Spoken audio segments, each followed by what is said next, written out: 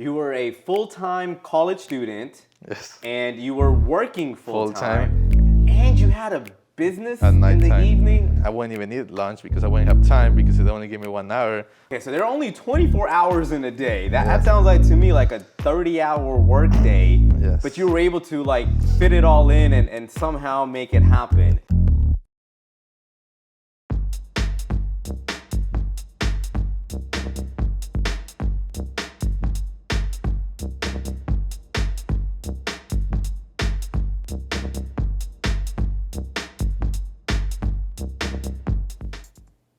Blood, sweat, and even tears. That is exactly what this entrepreneur has put into his business since day one.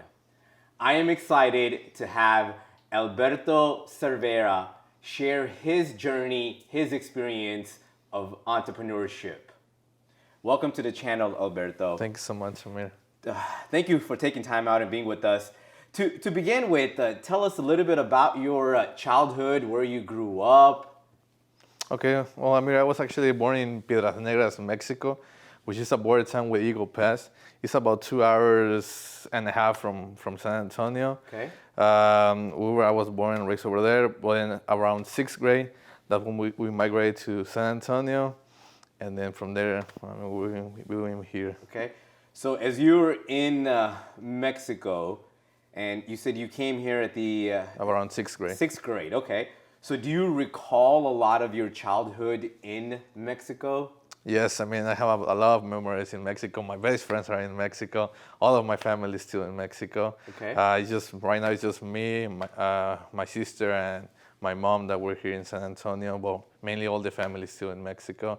Of course, my heart is still in Mexico. Right. But I mean, since 6th grade we've been here, so now I'm used to all the environment here in San Antonio. How often do you go back to Mexico? We usually try to go once a month at least. That way we can go and visit family, Okay. drive around the town, go and eat some really good restaurants in Piedras Negras. Okay. And you drive, I'm assuming, and back? Yeah, we usually drive and then we stay over there, we visit family, and then we usually come at around nighttime. So. Okay, so like maybe even a one-day trip. Yeah, one-day trip. That's awesome. So like, yes. if any point in time, during the weekends or something, you're like, oh man, I'm missing home. You're able to like get in the car And just drive. And then make it back the same day. Yes. You said that you've got a lot of memories over there, right? So Yes. if you could think of like one memory that just like stands out to you, that you're like, man, when I think of this is definitely home. I think Ian at my best friend's house. Okay. I know her grandmother, she still lives over there in Mexico, so usually we always go there, we stop by there, and then she always has food in the table, but like actual homemade food on the table. So that is the biggest memory that you think That's of. why I like, and that's why I like going to Mexico, so that way we can go and eat some really good food. Are you still in touch with this friend of yours? Yes, he's my best friend. All right, awesome. Saul Lopez. Great to hear that. Now you said at the 6th grade is when you moved from Mexico and you came directly to San Antonio? Yes, that's correct. Okay. I did my middle school in Rother Middle School and then high school at John Marshall High School. Okay. Yes. How was the transition of being in Mexico and then coming to the U.S.? Did you speak the language? How was that as a challenge? Well, to be honest, in Mexico, we were in private school. Supposedly in private school, you pay more, that way they can teach you a second language. Correct. English, but actually it's only like, they will teach you like cat, dog, Okay. 1, 2, 3, and Just very that's it. simple words. Simple words. Okay. So when I came over here, I remember asking my cousin, hey, you know what, can you write me on a piece of note, how can I go to a restaurant, because that was the only thing that I was worried about. Well, it was really hard because, to be honest, I didn't know any English. Correct. So when I went to middle school, I'd rather I would get lost. It was different, the school. In Mexico, all your classes are just in one classroom. Okay. Over here, Correct. it's in one. Science is in one classroom. Math is in a different one. Okay. PE is in another one. Biology is in another one.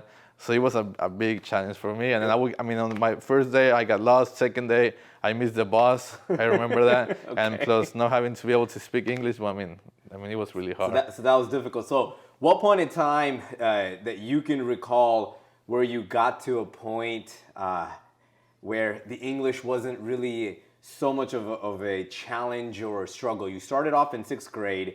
How long would you say that it took you where you felt comfortable that I'm able to communicate and get around? While I was in middle school, there was a class specific for us. It was in ESL, English Correct. Second Language. So they Correct. will teach you in there. They will help you with the homeworks. That way they can translate to my language. It was Spanish. I think it took us about maybe 6 months. That way I can start speaking better English. But then once I was in high school, then of course I was already You were fluent. great. Yeah, in my freshman year. All right. So high school, when you got to high school, as you're going through your freshman through your senior year in high school, did you play any sports? Were you involved in anything? Yes, while I was in high school, I was actually in track and cross country. I was like super skinny. I would run the 1 mile, 2 miles. Okay. On John Marshall High School, and All right. So how was that experience? Like, did you have that opportunity in Mexico? If you had stayed there, do they have cross country or track or anything? in my school in Mexico, we didn't have any cross country or track, but we were always running on our lunch. We were always playing games, having a good soccer. time. Yes, over here was different because everyone was like really built up. They were like athletes. They were like really big, and I was like the skinniest guy in the team. But I mean, still, I overcome it, and I ran the 1 mile and 2 miles. All right. Awesome. So you went to high school here, and then did you get a chance to go to school here in terms of like university, college after high school? Yes, actually, yes. After John Marshall High School, I actually went to Incarnate, Okay. University of Incarnate. That's where I got my degree in finance. Business administration. We are minor in finance and also financial planning. Okay. So you got a 4-year complete degree, and did you finish it in 4 years? Did it take you longer than that? It actually took me 5 years just because of full time. I was actually working full time at a company while going to school, while Okay. working in another business at nighttime. So. Whoa, hold on. All right. So you got like all these things happening at once. You were saying you were a full-time college student. Yes. And you were working full-time. Full-time. And you had a business At in the nighttime. evening. All right. Okay. So Yeah. let's break it down one at a time. So you're going to school full-time. You're taking classes during the day, during the evening, online. So I will go to the school in the morning, take one class, then drive to the bank where I used to work at Compass Bank, go for about 2 or 3 hours. Then during my lunch, I will drive back to Incarnate and then take another class. And then after that class, I will just straight go to the bank again. I wouldn't even eat lunch because I wouldn't have time because they only gave me 1 hour. Well, it took me like 15 minutes to get to the school, 30 minutes the class, and then 15 minutes again. Correct. So I wouldn't even have time to eat. And then I will go back to work, do my work, and then after 5 p.m., 6 p.m. when they close the bank, I will go back to school to night school again, take another course, and then that was my day. But then on the weekends, I have a food truck too, so I will go and work on the food truck too. Okay, so there are only 24 hours in a day. That sounds like to me like a 30-hour work day. Yes. But you were able to like fit it all in and somehow make it happen. Yes. So you're going to school, you're working at Compass Bank. Give us a little bit about Compass Bank experience. At Compass Bank, I started as a teller. That was actually my first job. I was a teller at BBVA Compass. Before going to the university, I wanted to work somewhere related to what I was going to study, which was finance. I was like, okay, well, where can I work or what can I start doing? That way it can be related to my degree. All right, so I found out, okay, let's work in a bank. Okay, so I started at BBVA Compass. I went to school at the same time.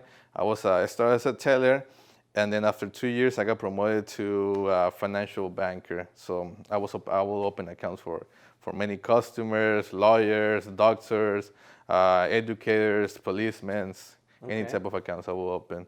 So school, then we got work at Compass Bank, and then you said at nighttime you got this food truck. What is this about? On the weekends, this is something a lot of people don't know, but on the weekends, it was a small project. I bought a small food truck. On the weekends, just Friday and Saturday, I will run it at night outside a bar called Stone Street Pub. Okay. Again, I met them through the bank too. They will let me park outside. So on Friday, after I got off from work at 6 p.m., I didn't have class at school. So I will run to my house, prepare everything, get everything ready, and then I will like drive to the bar. And we will be there from 10 p.m. into 3 in the morning. And then by the time that we clean and finish everything, it was going to be 5 in the morning. Okay. So then we will have to drive back the food truck, park it on the storage, and then the next day I will have to work at BBVA Compass at 9 in the morning. So it was Like I said, 30-hour workday, it sounds like, and somehow you're cramming it into 24 hours. This food truck business, was this your first taste of entrepreneurship, or did you do something else even prior to that? I think it comes from my mom. All the blood business entrepreneurs. She actually owned a small business in Mexico, in Piedras Negras. It was like an ice cream store. All right. I remember being like 9 years old, and I would have to drive at nighttime, picking up all the stuff that she needed to buy.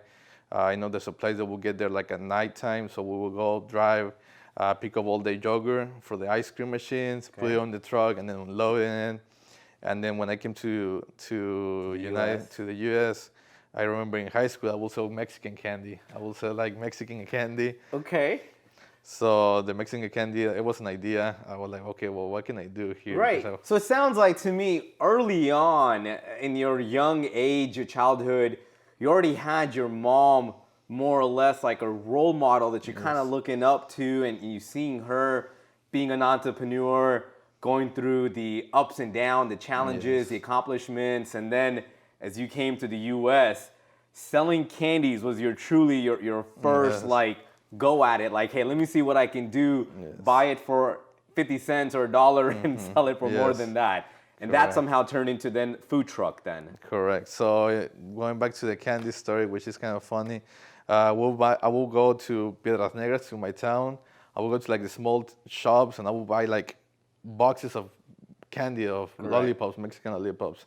They would cost me, I remember at that time, it was like $3 a bag.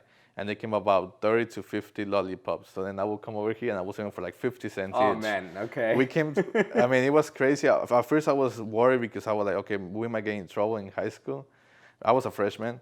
But actually at the time, even the teachers, they would buy from me candy. And I remember all the classroom, everyone was like licking on the lollipop at that time.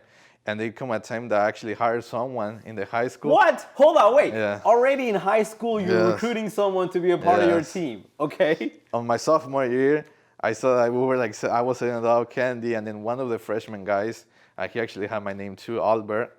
He told me, hey, you know what? Why don't we do a deal? Let's sell them. I'll sell you the candy for you, and then you just pay me one part. Now, okay, so he was a freshman, I was a sophomore, so he will like target all the freshmen, and I will do all the sophomores, and then at the end of the day, he will give me like all the money, and I will just give him like a piece of that is amazing. That the entrepreneurship being in your DNA, in your blood, in a sense, from watching your mom to doing it yourself, food truck.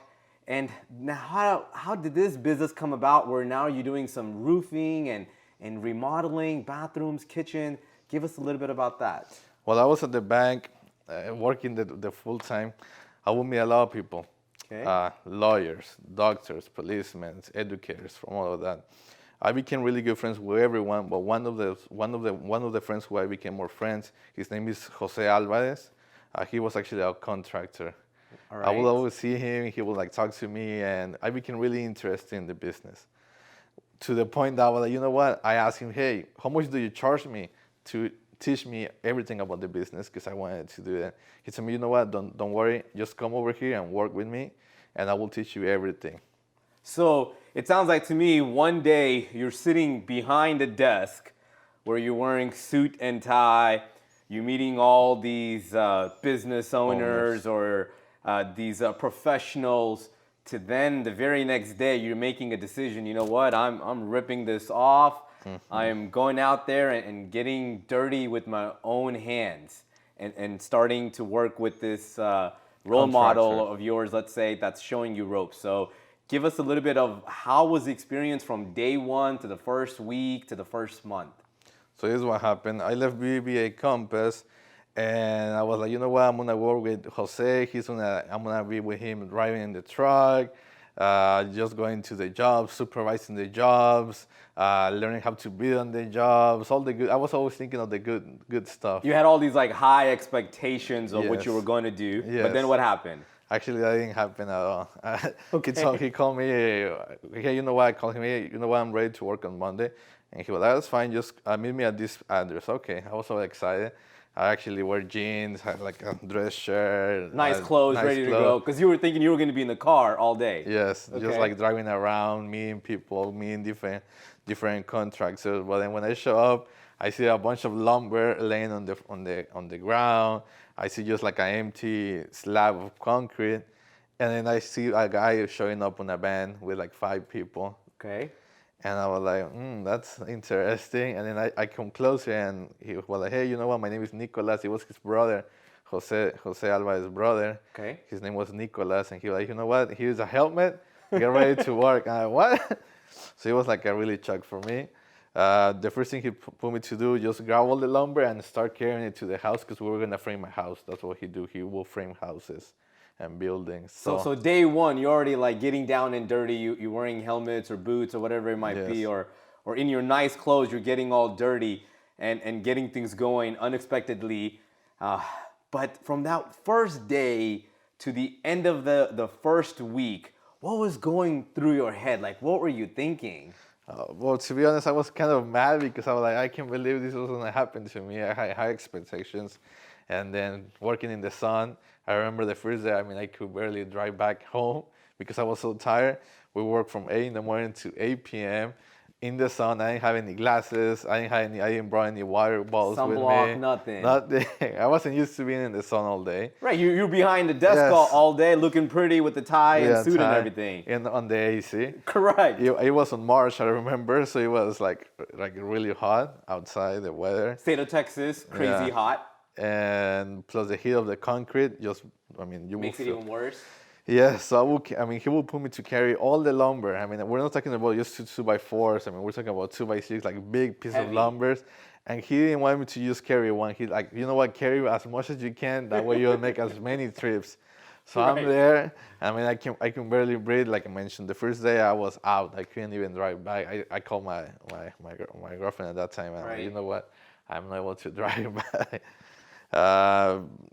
The week ended. I was like about to give up. I was like, you know what, I'm pretty sure he's showing me this for something, that way I can learn the business from the actual work. So you had some kind of trust and faith in this guy. Yes, I have a lot of trust in But you were this, maybe like doubting your decision that like, man, I've gone through schooling here, I've got a degree, I've been able to play this role of a personal banker or financial analyst, helping these professionals, to now I'm doing something, that's like putting my blood or even sweat into it. Yes. So at the end of the week one, where you're maybe still questioning and doubting all of this, but still having some trust and faith in your mentor, from the first week to first month, how did that turn out? I was always wanting to give up, to tell you the truth. I was like, I can't no more. Well, for something he pushed me that, you know what, he's making me work hard. That way I can learn the business from the inside, and that way I can learn after I can do the business in the outside. From the outside. All right. So you're learning the nitty gritty in a sense of like what it takes to like Build and frame my house. right, because then you're able to give instructions to people that are going to be eventually doing it. So how do you go from working with him or for him to then launching your own company and going out and getting contracts on your own? How does that happen? So I actually lasted 4 months, like really. I mean, they felt forever. This 12 hours a day, 4 months, you're saying? Yes. 6 days a week, 5 days, 7 days? 5 days a week. Boy, it was on the sun, like all day on the sun. I remember buying I went to a store and I bought like some sunglasses, but like the darkest sunglasses that you could think of. And just because I would think, okay, if I put the glasses, I would think that it's cloudy. And that's what was just in my mind. Your Okay, mind. it's cloudy. Psychological. Yes, it's just cloudy. Just keep on working. I mean, it was really hard.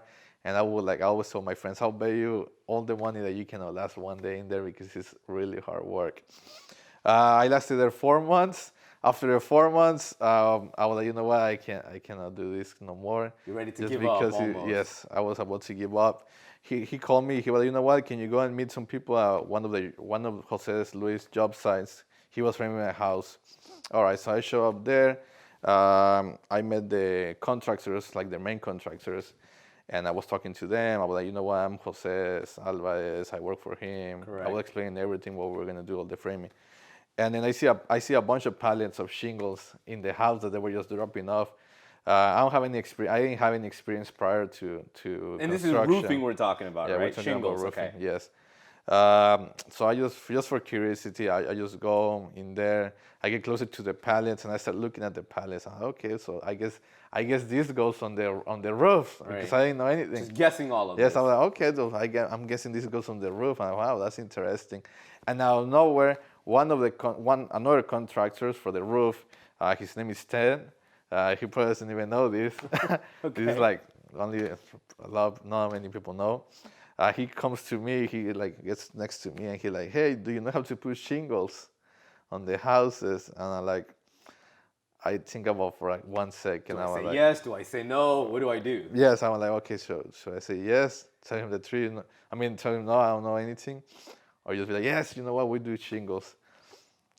So I'm not saying it's okay to lie. I'm not saying that it's okay to break the law, but sometimes it's okay to break the Bend the rules. rules a little Yeah, a bit. little bit. So I was like, yes, actually, yes. I can do this. I got this. We can do this. I can do this. We have done this already, many roofs. From there, he was like, you know what? Let's go. I have 10 houses. And I just look at him and like 10 roofs. Yes, we have 10 roofs. All right, well then, yes, we can do them. So we passed information. He gave me his information. I gave him my cell phone, and he gave me all the address. Okay, these are all the address. All the 10 homes. All the 10 homes. Okay. And you know what? Just go, take a look, tell me what bid on them, and then we go from there. So that's how you got your first contract. Someone coming up to you almost out of nowhere and unexpectedly asking you to do a job that you're like, man, I'm like clueless about. I have no idea how to do this, but I got the heart to do it. I got the desire to succeed. I've been under the sun for the past 4 months or Yes. so. I got to keep pushing, got to keep going. All right, so give us about how you succeeded from that first contract to the next contract and thereafter. How did that continue? Right now we can laugh about it, but to tell you the truth, it was really hard because, like I mentioned, I just left BBA Compass. I wasn't making that much money when I was You working. took a cut, I which cut is a true. big A lot, cut. right? A lot of times, many entrepreneurs, when they take the leap or the faith from being, let's say, a W-2 wage earner working for an 1099. organization to then being a 1099 to owning your own business, being your own boss, many times we do take a cut in our compensation, in our salary, in our lifestyle, in the money that we have. Correct. I was from living with BBA Compass. I worked 4 months there. I wasn't making that much money. I remember I was making like about $80, $100 a day. Okay, that's about maybe $500 $500 or so a week. It was like half of the cut from the what you bank. were earning before. Like I mentioned, it was really hard. And then from there, I remember I stepped in my truck after he told me, you know what, these are the 10 roofs. I just like closed my eyes and I'm like, okay, I really am. Okay, so what am I gonna do? I just told this guy that I have a crew, I know how to put shingles, and he just gave me 10 houses. I have to do something about it. So the first thing I do, I start posting posts on Facebook, looking for roofers. Social media, you're Social taking media, advantage of that. Took social media to the max, put a bunch of posts, a bunch of ads. You know what? I'm looking for roofers, ready to work. So many roofs, this and that. I actually started driving around looking. Okay, let's start looking. Maybe there's like roofers on the roof working right now. I found like a couple. I actually like stop on them and be like, hey, can I have your phone number? I have some roof. Some people tell me, you know what, really, really busy. Another ones, they were like really expensive. I already had like a price on mine. After that, luckily I found a couple of guys that they told me, you know what, we work for a roofing company, but we don't have any tools, but we can help you on the weekends. Initially, We have experience, but no they had tools. experience, but they don't have any tools, and they don't have how to get to the job either. So they didn't have a car have to a drive. vehicle, They don't have a vehicle, transportation. transportation.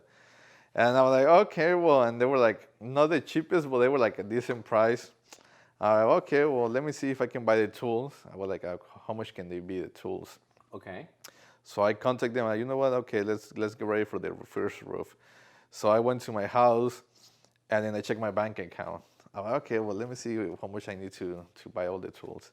And I only had $300 left, I remember. And I'm like, oh, so should I buy the materials, should I buy the tools that we need, or should I just keep the 300 and keep working with Jose Alvarez? Like you have been the past 4 Yes, months. like I've been passing So for 4 months. do I take the risk? Do I gamble? Put pretty much everything on the line that I Well, have yes, maybe I only had saved up $300 at that left. point. Yes. So yes, so I'm like, okay, so what can you go? I mean, so I remember I was sitting in the couch and I just like stay there thinking so much. Okay, if I continue with Jose, I mean, he's gonna pay me every week, so it's like a constant pay. If I raise the $300, I won't have any money for the rest, and then maybe I won't be any good on the roof. So somehow I remember going to Lowe's at nighttime. They were about to close.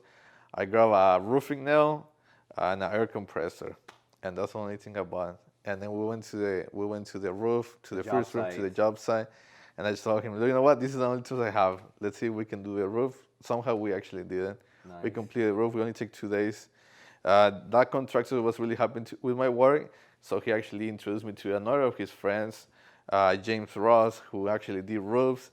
And then from James Ross, he actually introduced me to another guy, Chris Matthews, who actually builds custom homes, and then we just went from there.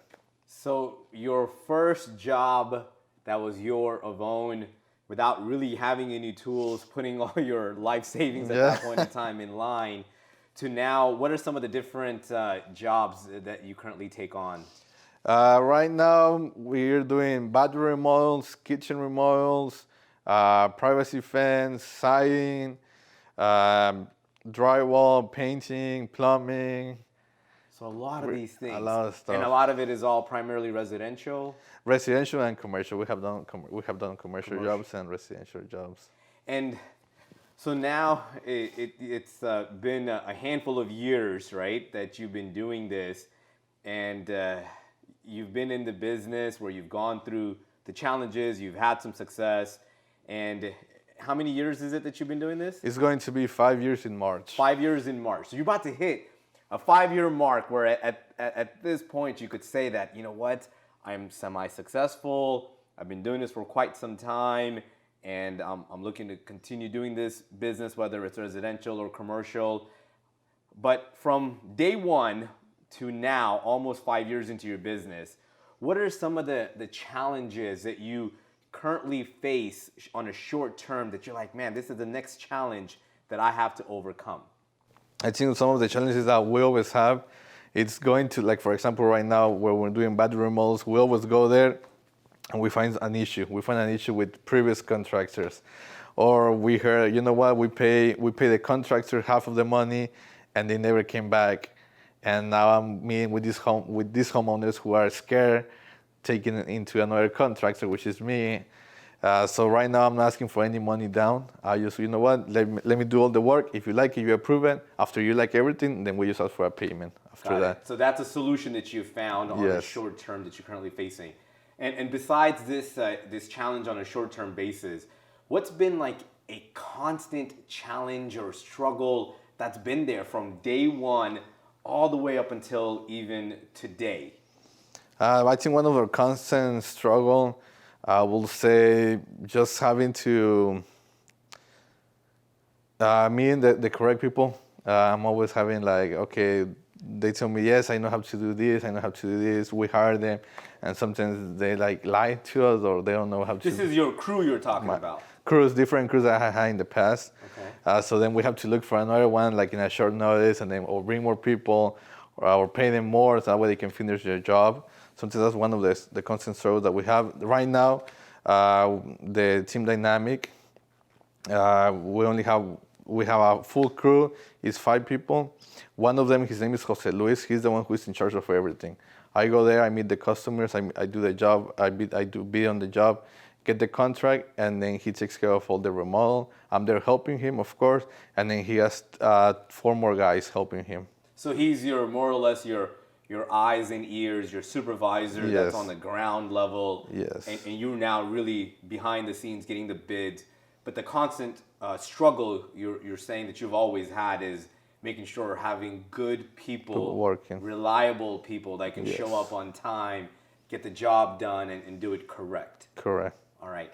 as you move forward, now that you've been doing this for 5 years and you look into the future, where is it that you're wanting to take your business? The goal right now, the specific goal that we have right now, or next move, what we're gonna do. I don't like to say we want to. I like to say we are going to do. It's real estate. We want to start buying homes, fixing them up, and then selling them again. Just because we have the crew, we have all the tools that we got need. the experience, it We sounds have like. all the experience through all these 5 years. We already know how to work from really new homes to like really old houses. I mean, we have worked in all different type of homes, so we already know what we're going to expect on each home. So now you said real estate, meaning you're looking to purchase a home, buy it under your name for maybe, let's say, $100,000, and then do all the repair that's needed, another $30,000, let's say, and then get to a point where you sell that house, or what's known as flipping. For maybe 150, 175, or something like that, and then correct, you make the money and make in a between. profit. So that's your next move that you're looking That's to going to be my next move. That's correct. Great. Besides that, as I meet with so many entrepreneurs and have conversations with them, a lot of entrepreneurs will have a phrase I hear them say all the time is one day ... What is your one day ... My one day, I will say, I just want to take this business to the max that I can. One of the reasons why I'm so into my business, I think, is more because of my mom. She's actually my biggest supporter. She's a single mom, so since really young, I have to help her. I've seen all of her struggles that she did. Correct. That way, she did all of her work. She worked all her life. She worked since the sun comes up to the sun comes down. I think she's my biggest inspiration. So one day I just wanted to put this business to the max and then run all of Texas. That's what I want to do. I want to have jobs in South Texas, North Texas, for example, Brownsville, North Texas, all the way to Dallas, Houston. I want to expand all the business. So you want to be in different of the major cities, Different major cities, state of Texas, and have like an office in each little business with a showroom. And then that way I can have all the material. That way the customers can buy the material from me. Got it. So that's your future outlook. Now, besides the one day into the future, if there's ever any idea or concept of like exit strategy, how do you one day maybe get out of this business? We all know how we get into the business, yes. But is there any kind of thought process that you've put into, this is how maybe one day I'm looking to exit?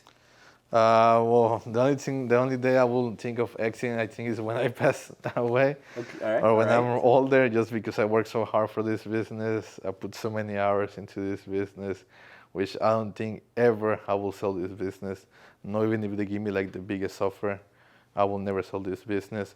The only thing I will do, I will pass it out to my son, or my future sons or daughters. Got it. So this is a legacy that you're looking to keep within you, within your family, maybe pass it on to future generations, but there's no concept of selling the business. No. Great.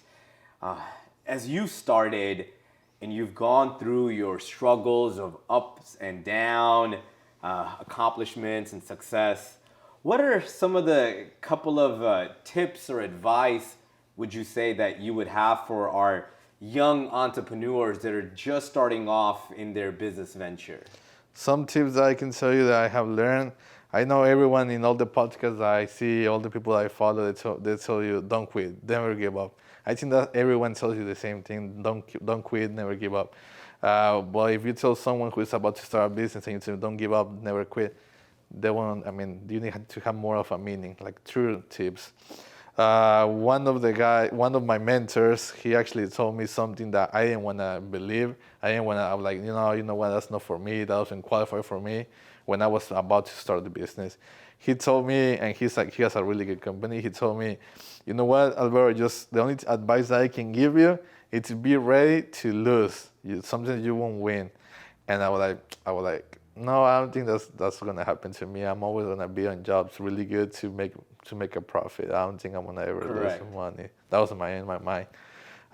Sometimes, like he told me, sometimes you're gonna lose, sometimes you're gonna win. Correct. Just be ready in the case if you're gonna lose, just be ready. Like, hey, you know what? That's what's gonna happen. If I'm gonna lose, then it's okay. On the next job, you can Keep do moving better. forward. Keep moving. All Yes. right. So Instead of just telling you don't give up. I mean, I think a better advice I would tell you personally, if you're gonna something you're gonna lose, so just be already know that you know what, it's okay if I'm gonna lose because on the next job I can get better on it. I would like you to tell us, in your opinion, why do some entrepreneurs fail? I think the biggest reason is they don't want to make the sacrifice. They don't understand what it takes to to run a business. I remember missing important dates, missing parties, working more than 50 hours. I mean, that's probably 60, 70 hours a week.